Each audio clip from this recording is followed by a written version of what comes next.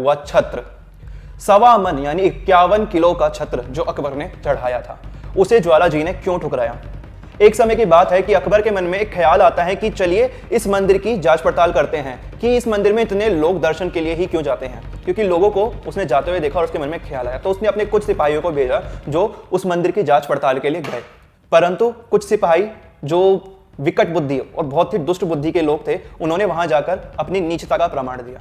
जय माता दी दोस्तों, आज का जो वीडियो है उसका जो टॉपिक है दोस्तों कि कैसे ज्वाला माता ने तोड़ा बादशाह अकबर का घमंड और क्यों नहीं किया छत्र स्वीकार। इतिहास में ये घटना दर्ज है। जैसा कि मैं अक्सर कहता हूं कि सनातन धर्म बहुत से रहस्यों से, बहुत से विविधताओं की वजह से जो है वो जाना जाता है। इसमें ऐसी ऐसी चीज़ें हैं जिनका तोड़ पाना जो है वो साधारण बुद्धि के इंसानों के लिए मुश्किल हो जाता है, इसीलिए लोग भ्रमित हो जाते हैं। तो वो माता, जगत जननी माता, जिनको हम अपनी माता कहते हैं, पूरे विश्व को क्रिएट करा है उस शक्ति ने, और वो शक्ति हमारे अंदर भी व्याप्त है। तो वो जगत जननी माता, महाशक्ति माता, जो कभी किसी से डरती नहीं है, सिंह के ऊपर सवार रहती है, बहुत सारी चीज़ें हैं देखेंगे। लेकिन पहले ये वीडियो देख लेते हैं जल्दी से। तो इस वीडियो में आपको जो बहुत ही महत्वपूर्ण जानकारी मिलने वाली है, तो वीडियो देखते हैं और वीडियो पूरा जरूर देखिएगा। वीडियो के एंड में मैं अपने व्यू, अपने विचार जरूर बताऊंगा, तो वीडियो एंड तक जरूर देखिएगा। आदेश जय सेवा। मैं कुणाल आपका पुनः स्वागत करता हूं निष्ठा ध्वनि की खास पेशकश देवीय रहस्य में, जिसके अंदर हम रहस्यों को आपके आगे लेकर आते हैं। जी हाँ, आज आप टाइटल सुनते ही समझ गए होंगे कि आज ज्वाला जी शक्तिपीठ के रहस्यों के बारे में बात होने वाली है। तो फिर चलिए शुरू करते हैं। ज्वाला जी, जहां खुद ब खुद ज्वालाएं जल रही है, अग्नि की छोटी छोटी लपटें उस मंदिर में जगह जगह व्याप्त है, जिसकी गिनती 16-17 से कम होकर 3 तक रह जाती है। कभी वो 17 हो जाती है, कभी वो 3 हो जाती है। उनकी महिमा तो अनंत है ही। फिलहाल वहां पर कई वैज्ञानिक गए जिन्होंने शोध किया कि यहाँ शायद कोई तेल है या फिर कोई गैस खुद ब खुद है कि जिससे ये लपटें खुद ब खुद निकल रही है। लेकिन वैज्ञानिक, कितने ही वैज्ञानिक वहां नतमस्तक होकर हार गए कि ये ज्वाला कैसे जल रही है। पौराणिक कथा के मुताबिक जब देवी सती अपने पिता दक्ष के यहाँ पहुंची तो उन्होंने क्या देखा कि उनके पति का अपमान हो रहा है, तो वह यज्ञ कुंड में जा कूद गई। उस वक्त क्या होता है कि शिव आकर सब पर दंडित कर सती के शव को अपने हाथों में उठा लेते हैं और कोप के मारे पृथ्वी पर जगह जगह घूमने लगते हैं, जिससे सृष्टि का क्रम बिगड़ जाता है। उस वक्त भगवान विष्णु सुदर्शन चक्र से सती के शरीर के 51 भाग कर देते हैं, जो जगह जगह जाकर गिरते हैं। कहते हैं जहां सती की जीभ गिरी, जो सती की जीभ थी 610 मीटर की दूरी पर वहां से गिरी थी, तो वहां ज्वाला शक्तिपीठ उत्पन्न हो गया। सदियों पहले वहां पर लाल, नीली, पीली रंग की ज्वालाएं थी। खैर, अब यहाँ पर ये देखते हैं कि इस मंदिर का इतिहास सामने कैसे आया और ये मंदिर सबसे पहले किसने बनाया। राजा भूमिचंद के विषय में ये कथा सामने आती है, जो कि त्रेता युग और सतयुग के बीच की है। उस वक्त ऐसा क्या हुआ था कि ज्वाला शक्तिपीठ जगत के सामने आया। एक समय की बात है कि एक चरवाहा अपनी गाय को रोज शाम को लेकर आता, तो वो जब भी दूध निकालने जाता तो देखता एक ही गाय जिसके थनों में दूध नहीं होता था। ऐसा क्या होता कि कोई दूध की चोरी तो नहीं कर रहा। उसके मन में ऐसे अजीबोगरीब ख्याल आते, तो उसने एक बार क्या किया कि वह उस गाय का पीछा करने लगा। पीछा करते करते वो क्या देखता है कि पर्वत शिला पर खुद ब खुद गाय के थनों से दूध आ रहा है और दूध पर्वत शिला का अभिषेक कर रहा है। ये चीज सच में हैरत में डाल देने वाली थी। तो उस समय उसने ये बात जाके राजा को बताई। वह उस स्थान पे नहीं गया था उस वक्त, डर के मारे। तो उसने राजा को बताई, तो राजा ने उस जगह की जांच पड़ताल करवाई, परंतु राजा के हाथ कुछ भी नहीं लगा। तो उस वक्त ये सिचुएशन बन जाती है कि राजा को जांच पड़ताल बंद करनी पड़ जाती है। परंतु कुछ समय बाद 2 चरवाहे और आते हैं और उनके साथ भी यही सेम घटना घटित होती है। सोचिए, उस वक्त क्या होता है कि राजा फिर बहुत बड़े पैमाने पर जांच पड़ताल करवाता है और सामने क्या आता है कि वहां जहां गाय के थनों से दूध ब खुद अभिषेक करता है, वहां अनेकानेक पर्वत शिलाओं से ज्वालाएं जल रही है। राजा समझ गया कि यहाँ शक्तिपीठ ज्वाला जी हैं, क्योंकि शास्त्रों के प्रमाण के अनुसार उसी स्थान पर देवी सती की जिह्वा कटकर गिरी थी और जिह्वा के कारण वहां अनेकानेक ज्वालाएं व्याप्त हो गई। यह जान राजा भूमिचंद उस मंदिर का निर्माण कराते हैं, जो कि ज्वाला शक्तिपीठ के नाम से त्रेता युग में जगत के सामने आ जाता है। कुछ समय बाद द्वापर युग में पांडव अपने वनवास के दौरान उस मंदिर में आते हैं और वह उस मंदिर का जीर्णोद्धार कराते हैं। इस बात की गवाही ये लोकगीत देता है कि पंजा पंजा पांडवा ने तेरा भवन बनाया। ये जो लाइन है काफी समय पुरानी है, काफी समय। इसका कोई प्रमाण नहीं है कि ये लाइन कब बोली गई और कब से चली आ रही है। ये ज्वाला जी का जो शक्तिपीठ है, ये पांडवों ने भी इस मंदिर में अपनी आराधना की थी। ज्वाला जी मंदिर अपने आप में ही बहुत अद्भुत है। कहते हैं वहां पर माता को दूध का भोग लगाया जाता था। इस समय उसका भोग बहुत कम लगता है और शायद लगता ही नहीं। खैर, वहां पर क्या कहते हैं कि जब दूध का भोग लगाते थे तो दूध जब चढ़ाते तो ऐसा लगता कि दूध के ऊपर ज्वाला नाच रही है। सोचे कितना हैरत में डालने वाली बात है कि वो उस पर नाचते हुए दर्शन दे जाती थी। उसके अलावा वहाँ और भी अद्भुत अद्भुत चीज़ें घटती है। कहते हैं कि एक लुटिया है, लोटे होते हैं वहाँ पर, उस लोटों में जल होता है, जल को देवी ज्वाला को भोग लगाया जाता है और उस लोटे के अंदर जो अग्नि है वह दर्शन देती है। सोचिए उस जल के ऊपर अग्नि जल रही है, ऐसी कौन सी अद्भुत चीज़ है उस मंदिर में जो सबको सोचने पर मजबूर कर देती है कि वो किसी को जलाती भी नहीं और निरंतर जल रही है। खैर, अब सबसे रहस्यमयी चीज़ की तरफ चलते हैं कि अकबर का चढ़ाया हुआ छत्र, 1.25 मन यानी 51 किलो का छत्र जो अकबर ने चढ़ाया था, उसे ज्वाला जी ने क्यों ठुकराया। एक समय की बात है कि अकबर के मन में एक ख्याल आता है कि चलिए इस मंदिर की जांच पड़ताल करते हैं कि इस मंदिर में इतने लोग दर्शन के लिए ही क्यों जाते हैं, क्योंकि लोगों को उसने जाते हुए देखा और उसके मन में ख्याल आया। तो उसने अपने कुछ सिपाहियों को भेजा जो उस मंदिर की जांच पड़ताल के लिए गए, परंतु कुछ सिपाही जो विकट बुद्धि और बहुत ही दुष्ट बुद्धि के लोग थे, उन्होंने वहां जाकर अपनी नीचता का प्रमाण दिया। उन्होंने वहां की जांच पड़ताल तो छोड़ो, मां का अपमान करना शुरू किया। वहां उन्होंने क्या किया कि लोहे के बड़े बड़े तवे, मोटे मोटे तवे को ज्वाला जी की ज्योतियों पे रख दिया और उन्हें बुझाने का प्रयास किया गया। सोचिए उन तवे को आज के समय में भी जलाना कितना मुश्किल होगा, उस समय वो उन तवे को लाल करके ज्वाला जी उन तवे को फाड़ कर उसके ऊपर प्रकट हो जाती है। सोचिए कितनी बड़ी प्रामाणिकता ये सामने आती है कि ज्वाला जी की पावर और ज्वाला जी की ज्वालाओं में कितनी तपन है, जो उनके भक्तों को कहां आशीर्वाद जलाती तक नहीं और वहां उनको प्रमाण देने के लिए ऐसे भयंकर भयंकर कार्य भी कर डालती है। खैर, उन सिपाहियों का इतने से तो मन भरा नहीं, तो उन्होंने अपनी नीचता का क्या प्रमाण दिया कि वहां पास ही में एक नहर बह रही है। आज भी आप जाएंगे तो उस नहर के आपको दर्शन होंगे, पर्वत से वह जल की नहर आ रही है। तो उन्होंने उस नहर को खुदवाते खुदवाते मंदिर की तरफ रुख डाल दिया। मंदिर की तरफ उसने इतना जल था कि पूरा मंदिर उस वक्त बताते हैं कि जलमग्न हो गया था। अकबर के समय की यह बात है और यह सत्य घटना है, इसका प्रमाण आपको आज भी वहां मिल सकता है। तो वह नहर से पूरा मंदिर जलमग्न हो गया और हैरत में क्या डाला कि जितनी ज्वालाएं थी वो सारी की सारी जल के ऊपर जल रही है, बिना किसी गैस, बिना किसी तेल, बिना किसी बत्ती या किसी भी चीज के बिना वह ज्वाला जल रही थी। यही चीज हैरत में डालती है।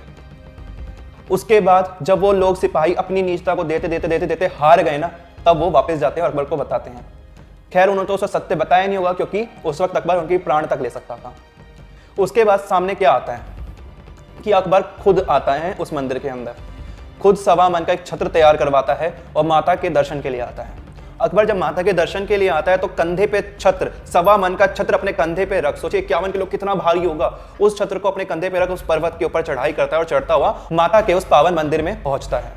जब अकबर ज्वाला मंदिर में पहुंचता है तो वह माता का दर्शन करता है और उनसे क्षमा याचना करता है। क्षमा मांगने के बाद वह वो छत्र मंदिर में ज्वाला जी के ऊपर चढ़वाता है और क्या बोलता है माँ से कि देवी, आज से पहले तुम्हें किसी ने इतनी बड़ी भेंट नहीं चढ़ाई होगी, देख तेरे लिए मैं 51 किलो का छत्र लेकर आ रहा हूँ। इतना बड़ा सोने का छत्र आज तक तेरे किसी भक्त ने तुझे नहीं चढ़ाया होगा। कहते हैं अकबर का छत्र टंगा हुआ था, उसी वक्त वह छत्र टूटकर ज्योति पे गिरता है और ज्योति उस छत्र के ऊपर से जो उसकी चोटी होती है वो चोटी को फाड़कर दूर गिर देती है। वह नज़ारा सब देखकर हैरत में पड़ जाते हैं ध्यानु भक्त, अकबर, सब के सब की ऐसा क्या हुआ। और सबसे हैरत में क्या डालता है कि वह छत्र देखते देखते अपने सोने की चमक खो अलग ही धातु में परिवर्तित हो जाता है। आज आप भी उस मंदिर में जाएंगे तो वह अकबर का चढ़ाया हुआ छत्र देखेंगे जो जगह जगह से खंडित है। वो खंडित किसी और कारण से नहीं, ज्वाला जी की कोप के कारण से है। कोप क्यों? जो पूरे संसार को देने वाली है उसके लिए 51 किलो सोना क्या चीज होगा, जो सबके भंडारे सोने से भरती है उसके लिए 51 किलो तो तिनका भी क्या, कर्ण भी नहीं होगा, कर्ण का कर्ण भी नहीं होगा। उनको अहंकार दिखाया, इस कारण से देवी ने उस छत्र का यह हर्ष कर दिया। तब अकबर ने अपनी गलती का एहसास किया और देवी से क्षमा याचना करी। उसी वक्त क्या हुआ कि माता पे चढ़ी हुई फूलमाल खुद गिर जाती है और देवी उसे क्षमा कर देती है। देवी जितनी ही उग्र है उतनी ही ममतामयी भी है, उनके लिए सारे बच्चे एक समान हैं। अकबर को उस वक्त ये लगा था कि माँ मुसलमानों की भेंट क्यों स्वीकार करेगी, परंतु माँ तो ममतामयी है, उनके लिए सारी संतानें बराबर है, उनके लिए चारों धर्म की संतानें बराबर हैं।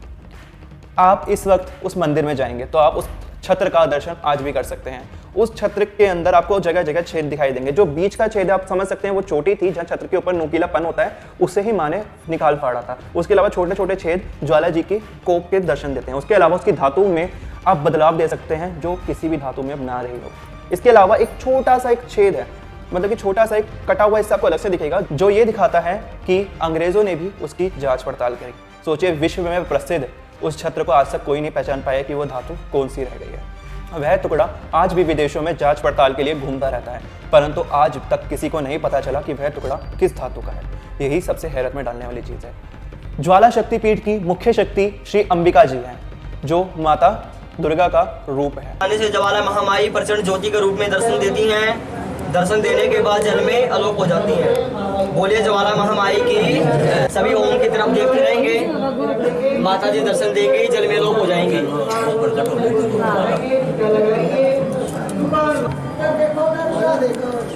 ध्यान से देखेंगे सभी।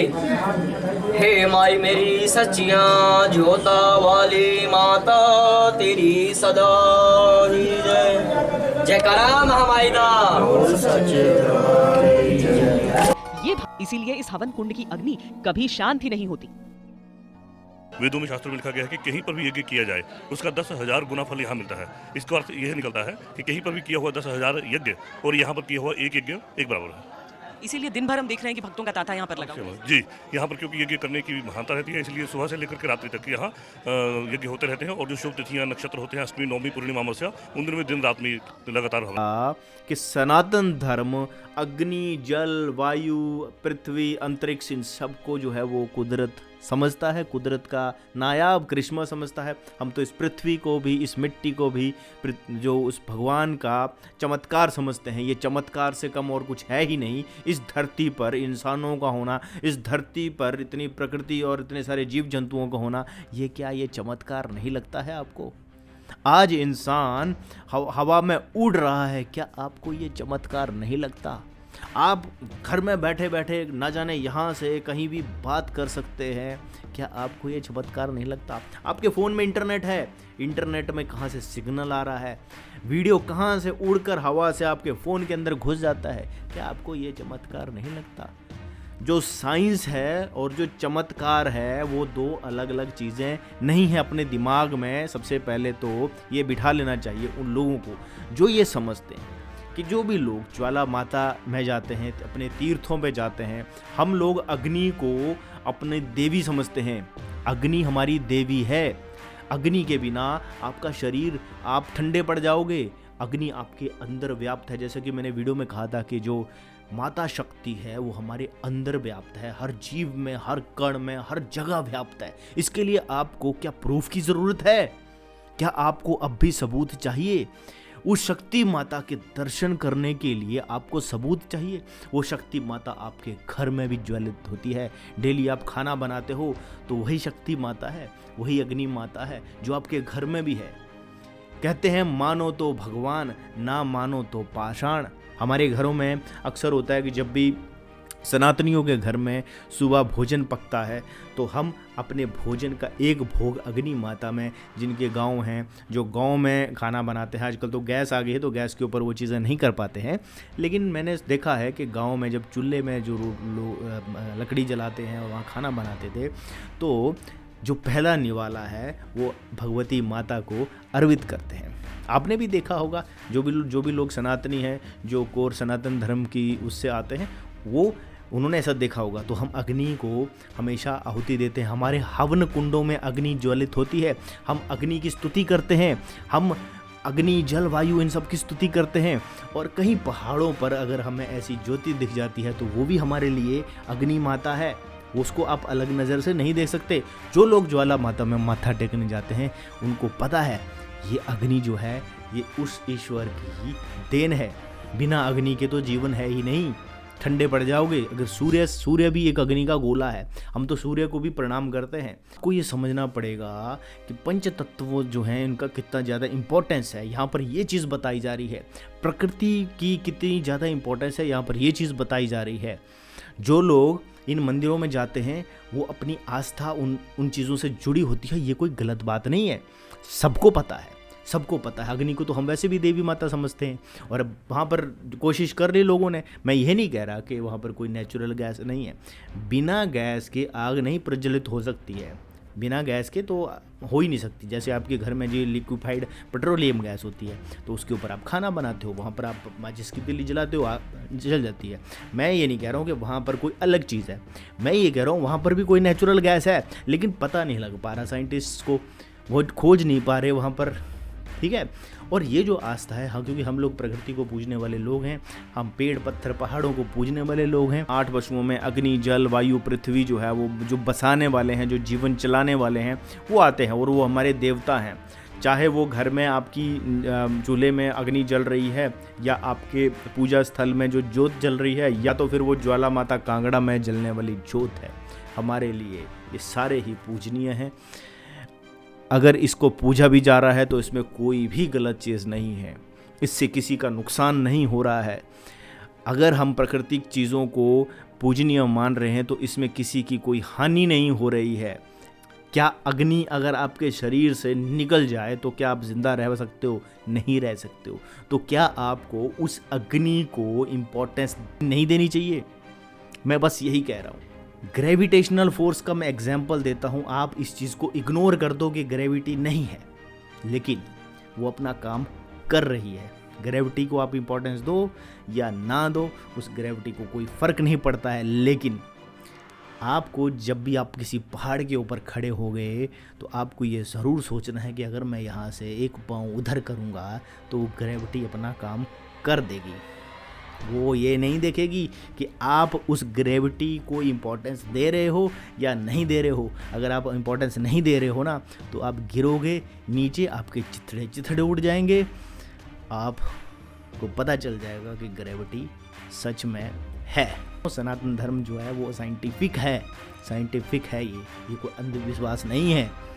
ज्वाला माता है, इस दुनिया में व्याप्त है, पूरी दुनिया जो है वो उस ज्वाला माता की कृपा से ही चल रही है। इसी के साथ दोस्तों वीडियो समाप्त करूंगा। उम्मीद करता हूँ आपको जो चीज़ें समझ में आई होंगी।